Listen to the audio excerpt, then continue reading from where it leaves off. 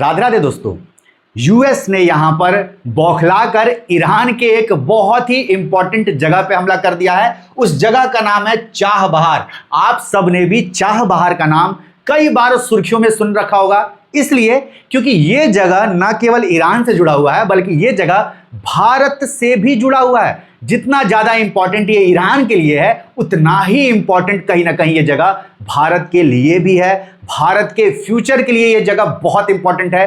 भारत की इकोनॉमी को ग्रो करवाने के लिए यह जगह बहुत इंपॉर्टेंट है। भारत को सुपर पावर बनाने के लिए यह जगह बहुत इंपॉर्टेंट है। और जब उसी जगह पे यह पगला बम मरवा देगा तो फिर आप लोग समझ सकते हैं कि भारत की सरकार की चिंताएं कहीं ना कहीं बहुत ज्यादा बढ़ेंगी, क्योंकि भारत का फ्यूचर किससे जुड़ा हुआ है? इस जगह से जुड़ा हुआ है। तो चलिए जरा इस जगह के बारे में बिल्कुल विस्तार से चर्चा करते हैं, इस खबर के बारे में विस्तार से चर्चा करते हैं और हम लोग यह भी समझते हैं कि आखिर यह जगह ईरान में होते हुए भारत के लिए भैया इतना ज्यादा क्यों इंपॉर्टेंट है। भारत का फ्यूचर इससे कैसे जुड़ा हुआ है, भारत को यह जगह इकोनॉमिकली कैसे सुपर पावर बनाएगा, सब कुछ विस्तार से समझेंगे। बस आपको इस वीडियो में बने रहना है और एक छोटा सा काम कर देना है गुरु, ये चैनल नया है भाई, देख लो।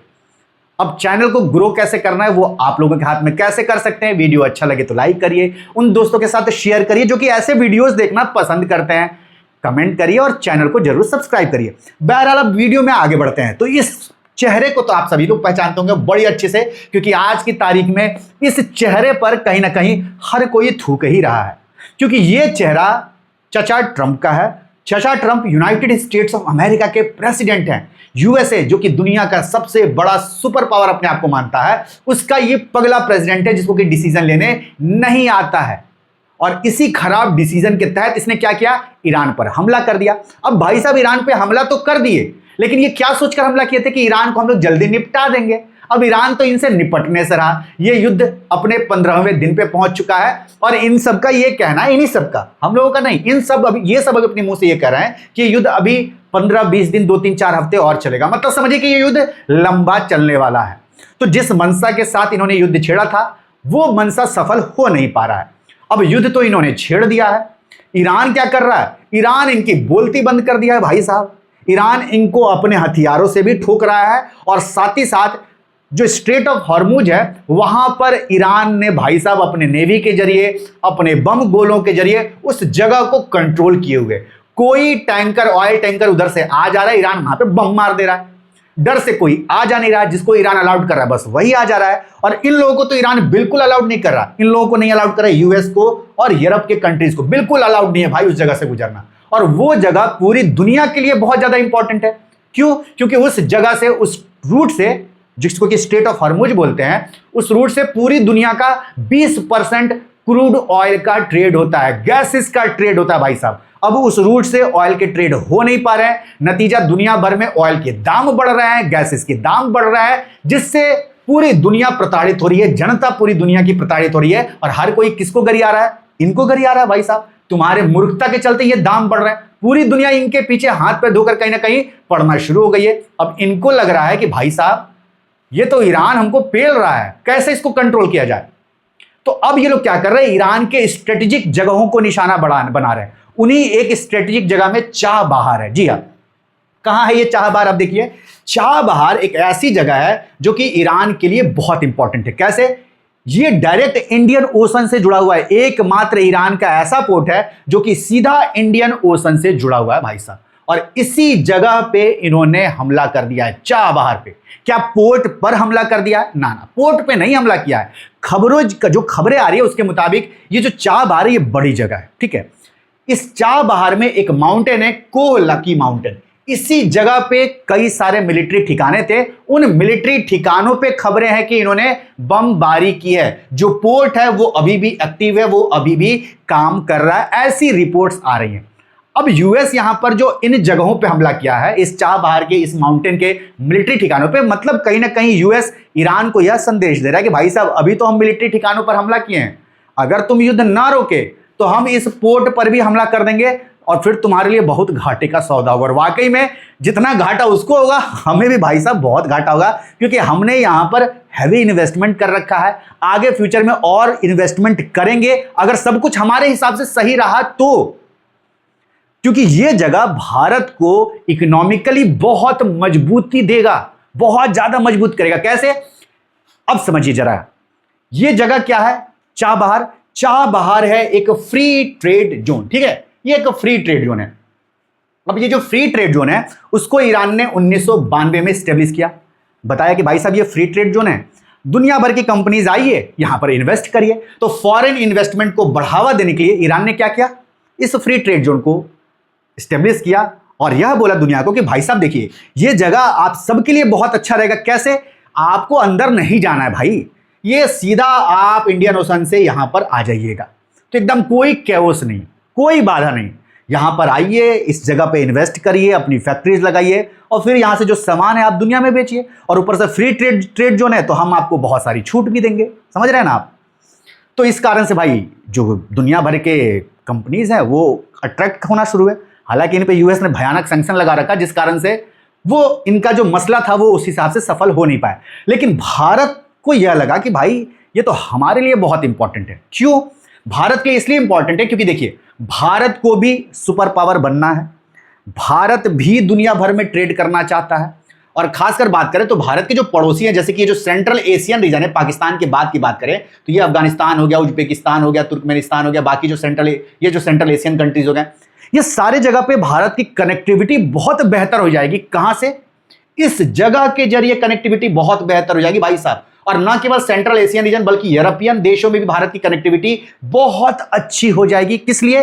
केवल इस पोर्ट के डेवलप कर देने से। क्योंकि भारत ना केवल ये पोर्ट डेवलप करेगा बल्कि यहां पर अंदर भी इंफ्रास्ट्रक्चर बन रहे हैं, जैसे कि रेल रूट है भाई साहब, रेल रूट है यहां पर, अफगानिस्तान में जाने के लिए रेल रूट भी है, रोड रूट भी है, पूरा एकदम सब कुछ डेवलपमेंट हो चुका है। तो भारत की यही प्लानिंग है कि जो कांडला पोर्ट है भारत का, इससे सबसे नजदीक है, तो उसी कांडला पोर्ट के जरिए भारत क्या करेगा? यहां पर सामान पहुंचाएगा और फिर यहां पर अलग अलग रूट्स के जरिए अफगानिस्तान में घुसेगा, सेंट्रल एशियन रीजन में घुसेगा, रसिया में घुसेगा, यूरोप में घुसेगा। और इस तरीके से क्या होगा? भारत के सामान बहुत आराम से इस जगह में घुस जाएंगे, पाकिस्तान को बाईपास करते हुए। यह सबसे बड़ी बात है, क्योंकि देखिए भारत तो पाकिस्तान के जरिए भी इन जगह पे घुस सकता है, लेकिन पाकिस्तान जो कि हमारा शत्रु है, पाकिस्तान जिससे हमारा मैक्सिमम टाइम ट्रेड ही बंद रहता है, ट्रेड रूट बंद रहते हैं, हम क्या इसके जरिए ट्रेड कर पाएंगे भाई? रिलेशन सही रहेगा तब ना बढ़िया ट्रेड होगा। रिलेशन ही इतना खराब है क्योंकि ये भाई साहब आतंकवाद फैलाने से बाज नहीं आते, तो रिलेशन तो खराब ही रहेंगे। तो ऐसे में भारत के लिए यह जगह सोने पे सुहागा दिखा।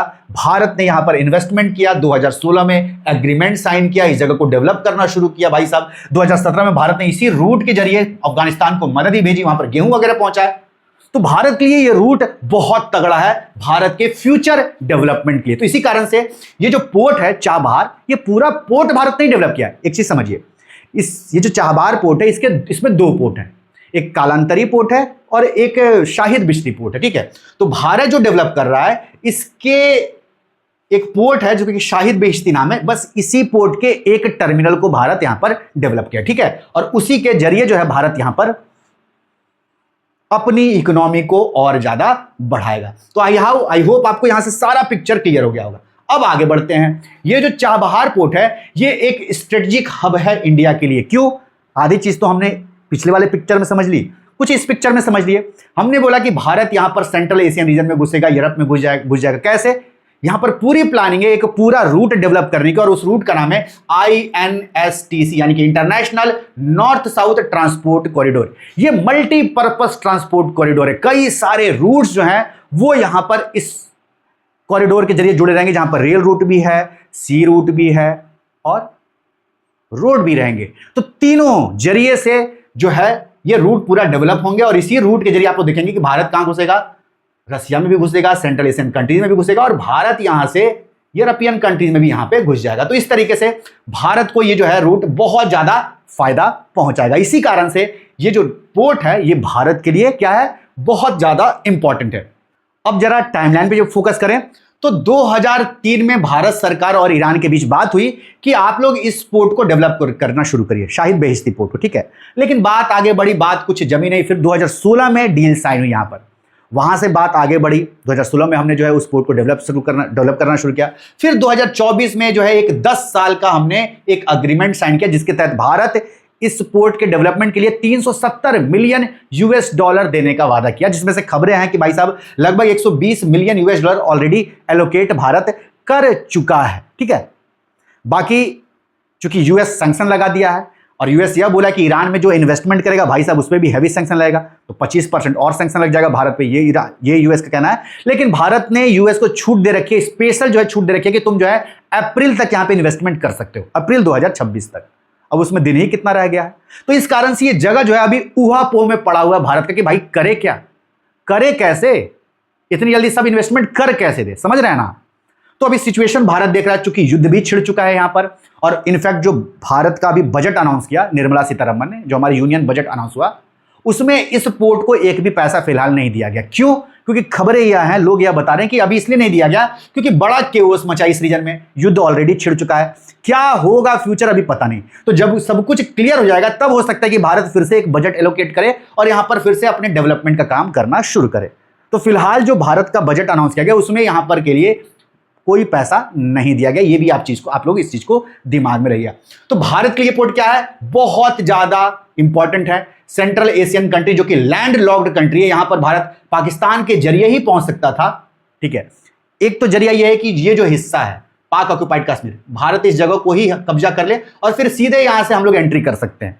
तो फिलहाल तो भारत अभी इस हिस्से को कब्जा किया है नहीं, देखो भाई जब कब्जा करेगा तो हम यहां से भी घुस सकते हैं, तब कोई दिक्कत नहीं है। लेकिन जब तक हम कब्जा नहीं किए तब तक तो यही रास्ता है ना, इस जरिए हम लोग जो सेंट्रल एशियन रीजन है जो कि एक लैंड लॉक्ड कंट्री है, यहां पर हम लोग इस जरिए बड़े आराम से पहुंच जाएंगे। इसके अलावा भाई साहब हम यूरोप में पहुंच सकते हैं, हम रशिया में पहुंचेंगे इसी जगह के जरिए। तो इस कारण से क्या है, ये भारत की जो रीजनल कनेक्टिविटी है उसको बहुत ज्यादा बढ़ा देगा और ये भारत के लिए इकोनॉमिक सुपर पावर, भारत को इकोनॉमिक सुपर पावर बनाने का काम करेगा। कैसे? यहां पर देखिए जो आंकड़ा, जो एक अनुमान लगाया गया है उसके मुताबिक यहां पे देखिए, अगर सब कुछ प्लानिंग रहा, इसी हिसाब से चलता रहा, वैसा ही रहा, तो 2030 तक इस पोर्ट की वजह से जो भारत है वो 10 ट्रिलियन की इकोनॉमी हो जाएगा, 2034 तक 15 ट्रिलियन की इकोनॉमी हो जाएगा। तो इस पोर्ट का कितना बड़ा योगदान होगा आप लोग यहां से समझ सकते हैं। उसके बाद पाकिस्तान और चाइना को काउंटर करने के लिए भी ये पोर्ट बहुत ज्यादा इंपॉर्टेंट है। तो मिलिट्री पर्पज से भी देखें तो भारत के लिए बहुत इंपॉर्टेंट है। ठीक है, भारत तो ये पोर्ट डेवलप कर रहा है अपने इकोनॉमिक एक्टिविटी के लिए, लेकिन भारत यहां से क्या कर रहा है, पाकिस्तान का एक पोर्ट है यहां पर ग्वादर पोर्ट, बिल्कुल यहीं पे है ग्वादर पोर्ट भी। ठीक है, बिल्कुल इससे 150 से 170 किलोमीटर की दूरी पर है, पाकिस्तान में। वहां पर भाई साहब चाइना फन मार कर बैठा हुआ है, पाकिस्तान फन मार कर बैठा हुआ है। उसके जरिए जो है वो लोग अपना रूट डेवलप किए पूरा बेल्ट एंड रोड इनिशिएटिव के साथ, China Pakistan economic corridor CPEC. ठीक है, तो यहां पर ये दोनों फन मार कर बैठे हुए, तो भारत इन पर भी यहां पे नजर रख सकेगा। ठीक है, यहां से भी इंडियन ओशन पर नजर रख सकेगा भारत और इन पे भी नजर रख सकेगा। तो इस कारण से भी ये जगह क्या है, बहुत इंपॉर्टेंट है। तो इकोनॉमी वाइज भी देखें तो बहुत इंपॉर्टेंट, और मिलिट्री वाइज भी देखें तो ये जगह बहुत इंपॉर्टेंट है।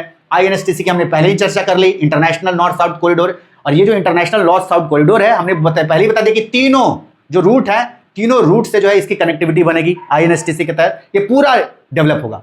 भारत के लिए इंपॉर्टेंट इसलिए भी है क्योंकि भारत, देखिए भारत जब इस यूरोपियन कंट्रीज में सामान पहुंचाता है तो भारत इस रूट से होकर जाता है। ठीक है, इस रूट से होते हुए जाता है, सुएज कनाल होते हुए। और जब सुएज कनाल होते हुए जाता है ना, तो भारत काफी टाइम लगाता है वहां तक सामान पहुंचाने में। और जब ये रूट डेवलप हो जाएगा ना, तो सामान हमारा बहुत जल्दी पहुंचेगा, 15 दिन जल्दी पहुंच जाएगा।